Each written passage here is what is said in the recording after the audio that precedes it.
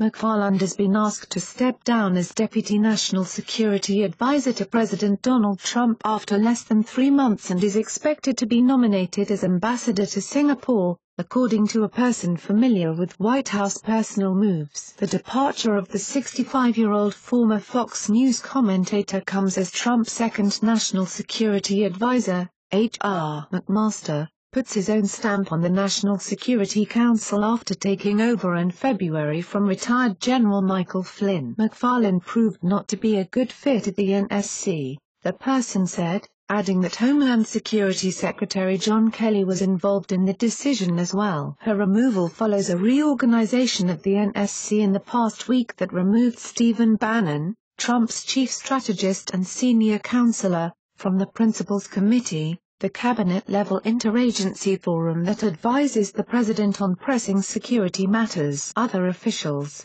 including the chairman of the Joint Chiefs of Staff, were brought back onto the committee as regular attendees, reversing a move made in January. The changes were outlined in a presidential memorandum dated April 4. Former Goldman Sachs executive Dinah Powell stays on as another Deputy National Security Advisor, and a second person is expected to be named to a similar role to replace McFarland. Trump's young White House has been marked by several personnel changes, including the reassignment of Katie Walsh, its first Deputy Chief of Staff, and reported infighting between the camps of Bannon on the one hand and advisor Trump's son-in-law Jared Kushner on the other. In that clash, the pair were asked to iron out their differences, which have played out in the media, and concentrate on backing the president's agenda. McMaster looked to minimize the significance of the demotion of Bannon, former executive chairman of Breitbart News, which came as the president was weighing options for action against Syria,